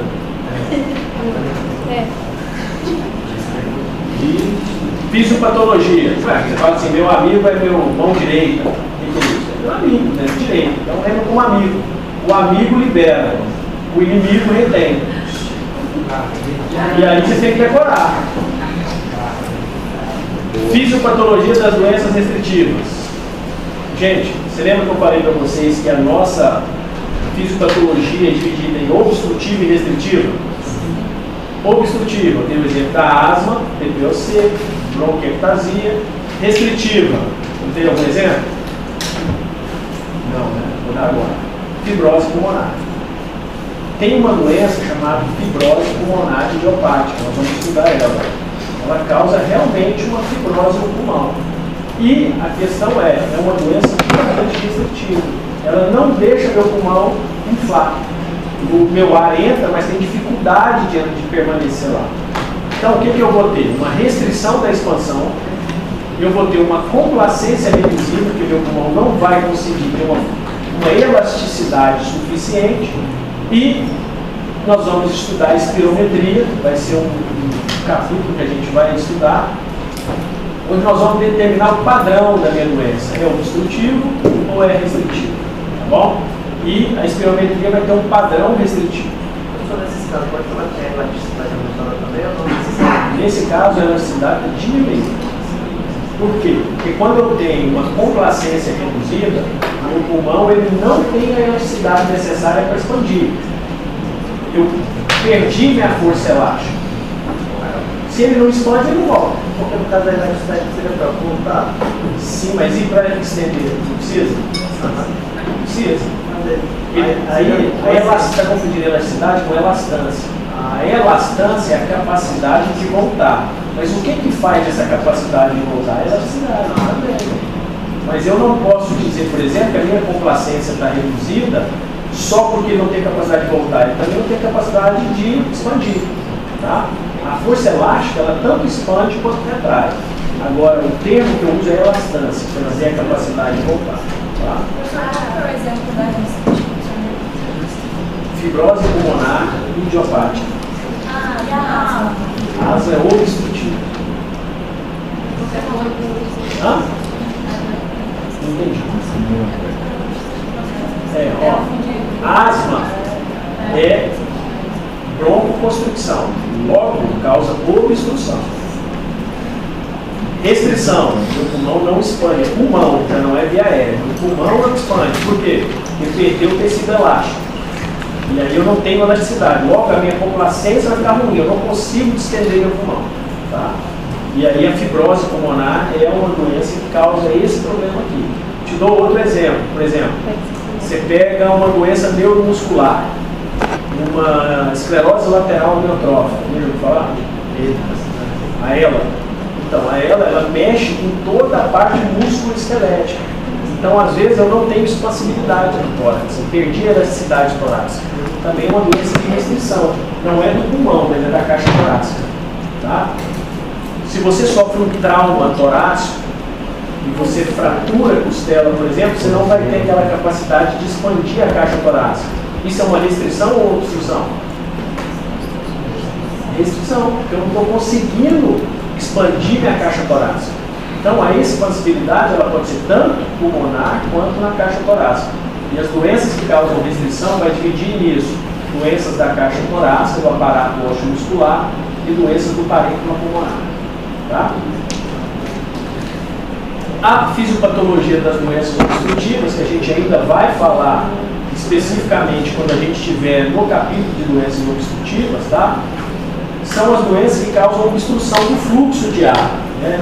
Por quê? O que causa obstrução, pessoal? Catarro, edema, inchaço, inflamação, a contração do músculo que envolve a via aérea.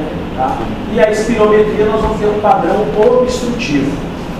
Eu depois vou mostrar para vocês esse gráfico aqui, nós vamos ver ele mais a fundo, o que ele significa cada um disso aqui. É simples, não é difícil, não tem que é moleza, tá bom? Esse, tá vendo essa ondinha aqui no meio? Isso aqui, ó, ali para quem está aqui, essa no meio aqui, ó. ela é chamada de volume corrente. É o nosso volume aqui, ó. Você está inspirando e expirando normalmente sem fazer esforço nenhum.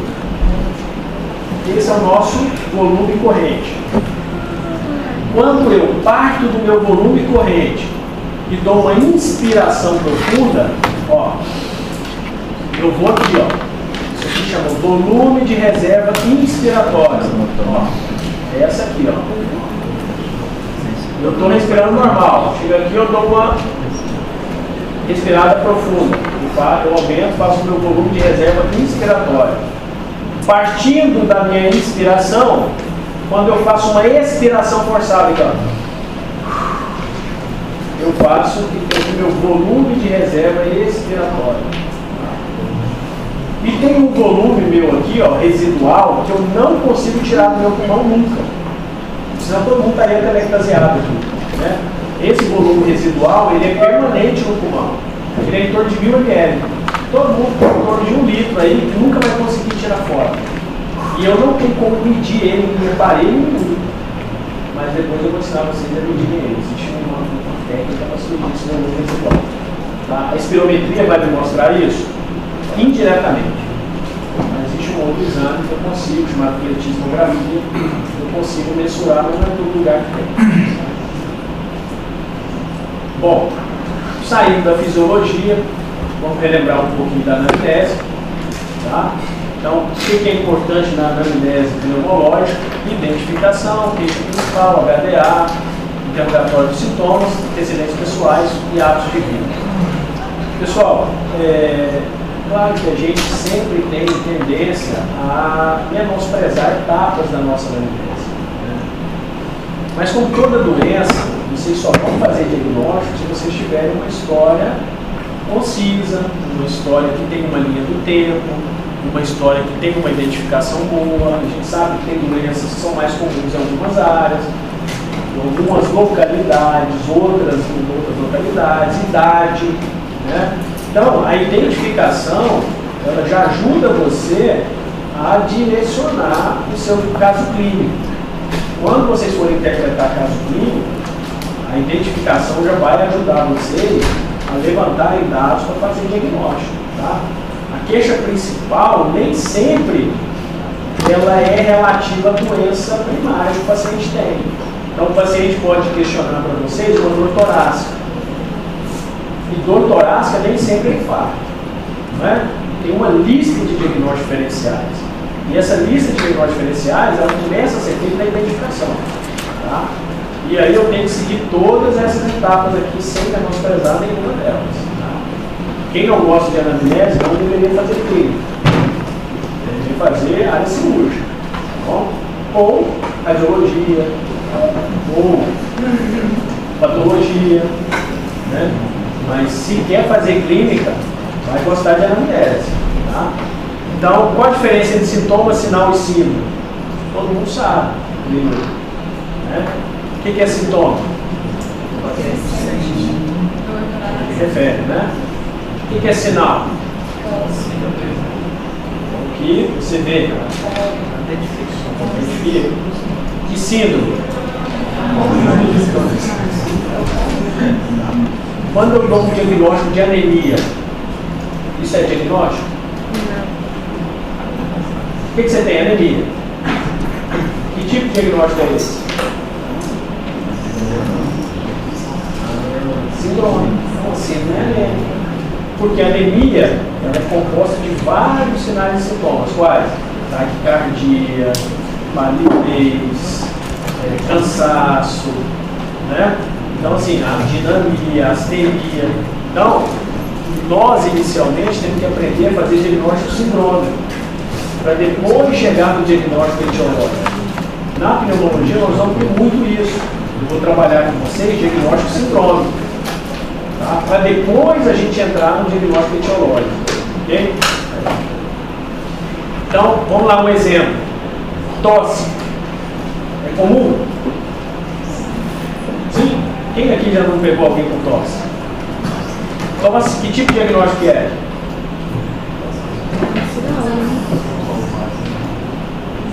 É um sintoma, um sinal, uma síndrome? Um sinal? Ou é um sintoma? Eu vejo e ele me diz o que é, né? Agora a tosse, ela tem uma causa? Não. Tem várias causas. Tá bom? Então eu tenho uma lista de diagnóstico diferencial.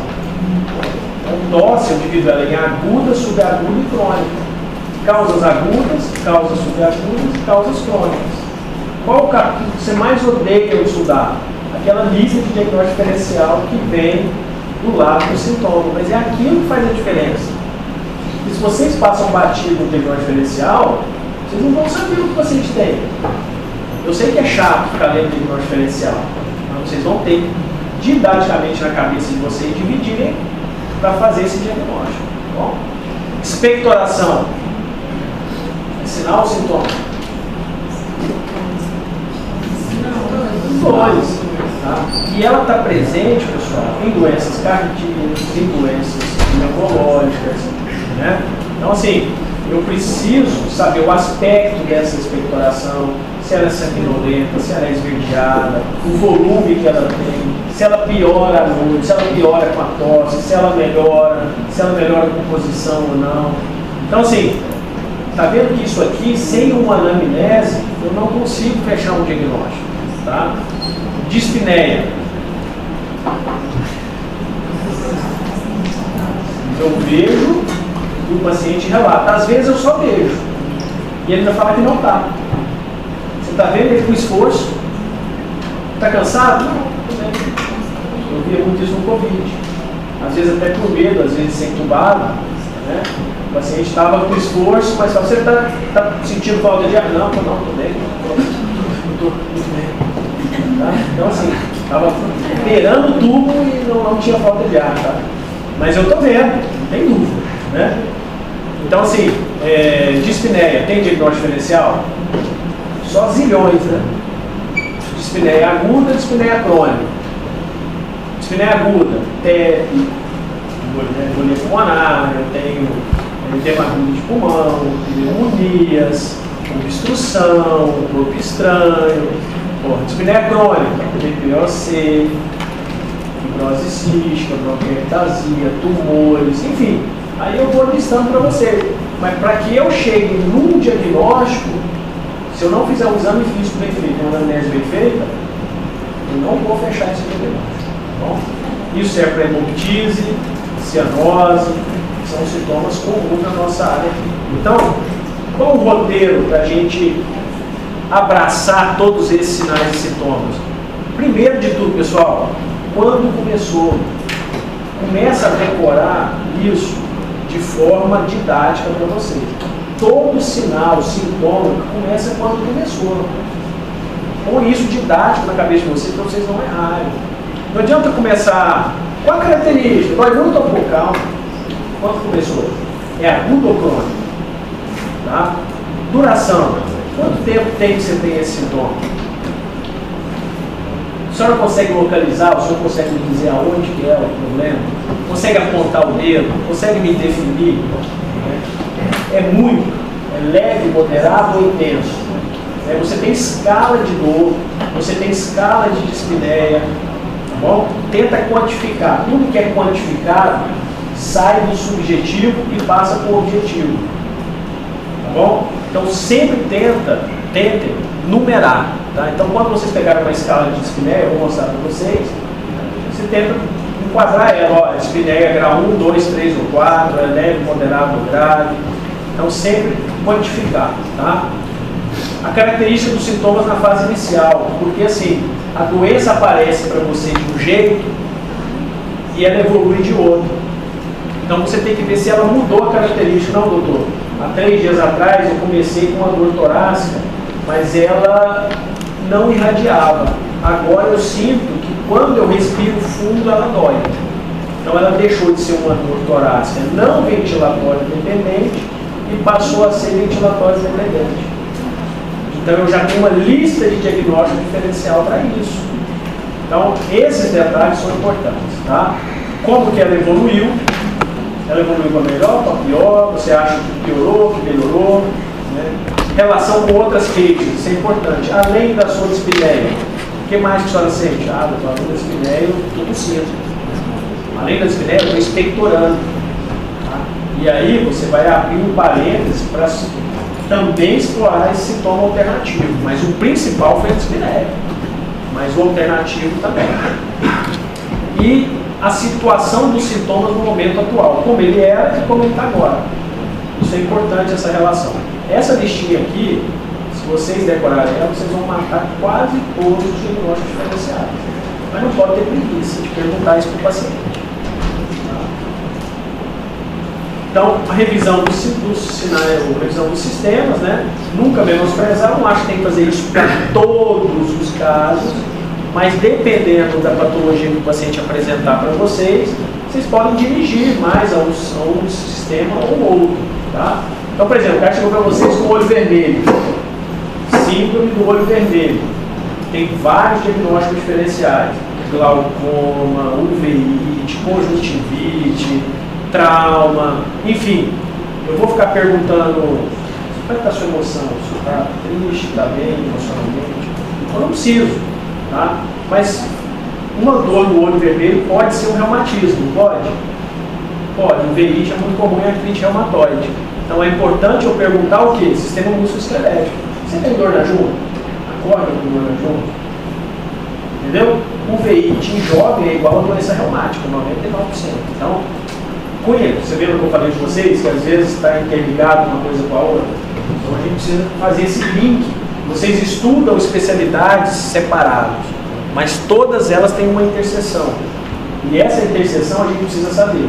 Então o doente nem sempre vai aparecer com uma doencinha bonitinha. Olha, só tem artrite reumatoide. Não. Ele pode ter uma vasculite pulmonar. Ele pode ter uma insuficiência renal. Tá? Ele pode ter, por exemplo, vasculite no nariz. Tem algumas vasculites. Então, essa interseção a gente precisa estar bem ligado. Tá? Esse aqui, eu não vou entrar muito com vocês, eu acho que todo mundo aqui já está ciente dos passos do exame físico, tá bom? Pessoal, prova de residência, prática, vão testar vocês, portanto, façam as etapas todas. Inspeção, palpação, ausculta, bom? Falar os termos corretos.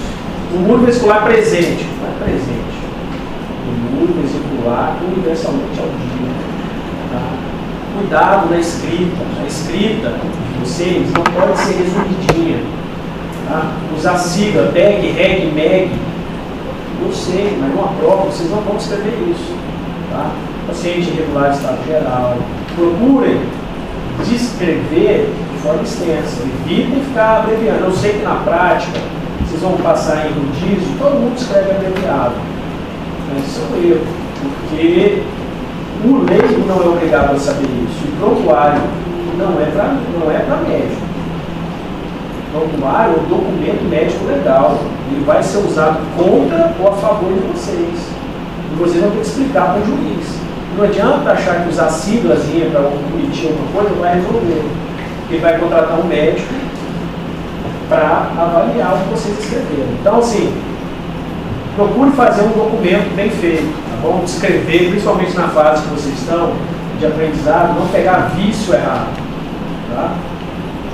Então, faça a palpação, faça ausculto. Quando vocês fizerem rodízio da especialidade, não menosprezem, auscultem bastante, porque quando vocês auscultam o normal, o patológico fica bem nítido.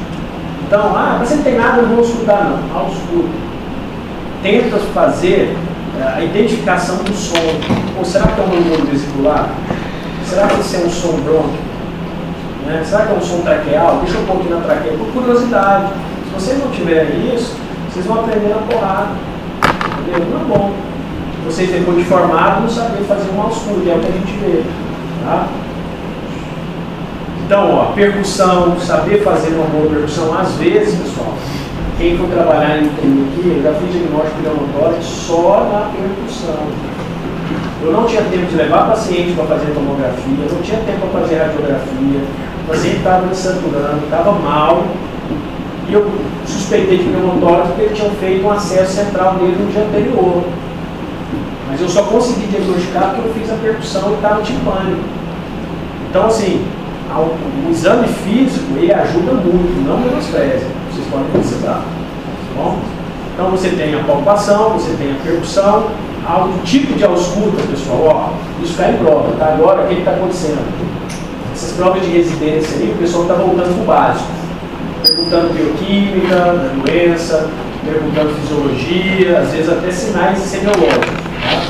Então, por exemplo, quando você pega um som anormal, você tem que saber se ele é descontínuo, se ele é agudo, se ele é grave, principalmente a ausculta cardíaca. Então, essas pegadinhas que ninguém lembra mais, que ninguém estuda, está começando a pegar o pessoal mais velho aí, já formou, tá? Então, sons descontínuos, estertores grossos e finos. O que vocês aprenderam em semiologia? Como é que você divide estertor? Crepitante, subcrepitante. Como é que vocês aprenderam? Bolhoso, não bolhoso? Ou não aprenderam? Ou aprenderam de várias formas? Como é que você... Cada um falou uma coisa? Ou não? Foram unânimes. O que vocês aprenderam? Qual foi a referência bibliográfica de vocês? Porto? Então, se for o porto, é fino e grosso. Ponto. Tá? Eu já vi livro crepitante, subcrepitante, essa coisa jurássica. É fino e grosso. Tá bom? Sons contínuos, ponto, sibilo e estridor. Tá? Sopro, tubário, cavitário e anfórico. Isso despenca em prova. Vocês vão ver que tem doença, que eles vão descrever para vocês a doença e dizer que é um sopro anfórico. E aí vocês vão ter que saber qual doença que dá um sopro anfórico. Quem não sabe, quem não leu, até viu que o diagnóstico é aquilo que vocês estão achando, mas não é a doença que vocês acham que está dando sopro anfórico. Então, ler isso aí vale a pena. Tá? O que é broncofonia? O que é pecteriloque? É fônica e afônica, não ouviu falar? Estudado. Né? Broncofonia. Né? Agora aqui entrou naquela parte clínica que eu queria falar para vocês, da parte sindrômica da coisa. A pneumologia trabalha muito com diagnóstico sindrômico. Tá? Por quê? Eu vou dar aula para vocês, eu vou começar com síndromes obstrutivas, eu vou começar depois com síndromes consolidativas, síndromes restritivas, síndromes vasculares. Por quê? Porque o diagnóstico sindrômico tem que estar na cabeça de vocês. Ou vocês acham que na emergência vocês vão fazer diagnóstico etiológico? Muito difícil. Tá? Pode até fazer, por exemplo, eu sei que tem uma síndrome de irritação meningite. Porque eu faço uma punção lombar, vem pulso, eu sei que é uma meningite bacteriana. Qual bactéria? Aí eu tenho que fazer a análise laboratorial. Mas, inicialmente, qual o diagnóstico? Síndrome hemorrágica, síndrome febril, né? Dispneica. Então eu preciso inicialmente ter um geral para chegar depois no etiológico, tá? Então como que a gente vai fazer? Eu tenho a síndrome brônquica, e aí a clássica vai ser a asma e as doenças das vias condutoras, tá? Então eu tenho as síndromes parenquimatosas. Quais são as parenquimatosas? As que causam consolidação, atenectasia, hiperaeração, que é o pneumotórax, e a congestão passiva pulmonar, que é o edema agudo. Todas elas são pegam parênquima pulmonar. Eu tenho as síndromes pleurais, que são os derrames pleurais pneumotórax, né? E aqui eu tenho um resumozinho ali, eu tirei foto de um livro, mostrando para vocês como se faz o diagnóstico. Isso aqui cai em prova como caso clínico. Tá? E vocês às vezes matam o diagnóstico só nessa listinha aqui. Tá? Eu vou mandar para vocês, para vocês verem depois com atenção isso aí. Tá bom? É muito importante isso aí. Tem qualquer livro de semiologia. O Porto tem essa foto aqui. Tá bom? Então, pessoal, a minha ideia hoje aqui para vocês foi dar um aparato geral. Eu sei que é muito difícil eu resumir tudo isso em 2 horas. Tá? Tentei mostrar para vocês aquilo que é mais importante e aquilo que eu posso cobrar mais de vocês. Tá bom? E que esteja embutido dentro das patologias que nós vamos estudar. Eu não quero vocês com dificuldade de entender a fisiopatologia de vocês. Se vocês firmarem bem esses conceitos, minha aula vai ficar, bela chuteira, tá bom? Eu quero o líder dividir a turma em 3. Para a aula que vem, depois do carnaval, vocês gostar muito do carnaval. Asma. O primeiro grupo já vai apresentar a asma. Nós vamos começar com as síndromes brônquicas. Bom? Pessoal, vai ficar a cargo do líder de turma fazer essa divisão. Tá bom? Dividir a sala em 3 grupos ou dividir a sala? Sala entre 3 alunos por grupo. Ah, tá. Tá bom? 3 por grupo. Senão fica muito tumultuado e as aulas, para darem tempo, para vocês não repetirem a aula. Tá? Então, eu preciso saber primeiro quantos tem, quantos alunos são, a gente não tem isso ainda. Né? Acende a luz, por favor. Então, nosso grupo aí De forma que, inicialmente, eu sugiro pegar voluntários. Primeiro grupo, quem quer apresentar logo dela, mais 2 que sejam voluntários, ou dividam o grupo entre vocês. Você só vai me passar o nome dos 3. Tá bom? E aí a gente começa a aula do asma. Quem for pegar, nossa referência vai ser o GINA 2022. GINA, pessoal, é um consenso de asma, tá? Internacional e nacional. Tá bom? Onde vocês vão ter acesso? Fácil. Entra no site da Sociedade de Pneumologia, e vocês vão ter ele lá disponível para vocês. Tá bom? Não é difícil, é tranquilo, tá? É um tema que a gente pode debater. Não fique com medo de apresentar, de querer errar. Isso aí a gente vai. A intenção é que vocês estudem o tema antes da gente debater. Tá bom? Mas não eu coloquei isso não, tá, pessoal? Isso aí é o sistema da faculdade. Não fica chateado comigo, não. Você pode dizer, está dividindo. Todo mundo vai ter que fazer isso. Professor, é que assim, eu não entendi direito. 3 pessoas da sala podem se voluntariar para apresentar isso? Pode, porque por enquanto não tem divisão de grupo, a gente não sabe quantos alunos são na sala, senão a gente já poderia fazer toda a divisão.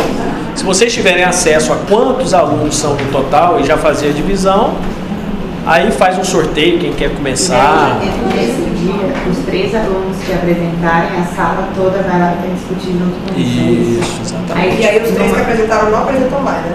Não. Aí numa outra Não, aí a gente vai para outros 3. Cada tema. Isso, roda. Professor, mas acho que já dá para ir fazendo com meus grupos, né? Quem Oi? está chegando depois vai. Pode, vai. Aí eles vão fazendo grupo também, pode. Semana já vai formações na aula. Só um grupo. Tá? Vai ser o temporal, não? Vai ficar um São quantas vagas? Oi? Acho que vai ficar no bate futuro. Na pegar um tempo. Porque são várias aulas, né? É o ano todo, Mas é o ano, é por aí. Não, Semestre, 6 meses. Só que assim, você tem que contar que a gente só tem aula na quinta-feira. Entendeu? E a gente precisa fechar o cronograma. Então, fazendo com 3, no ano passado, a gente fez com 5. Não deu tempo, assim. O pessoal teve que acho que com 3 a gente consegue fechar. Pode levar um. Eu vou ter com mais de 3 na aula. Eles se voluntariar.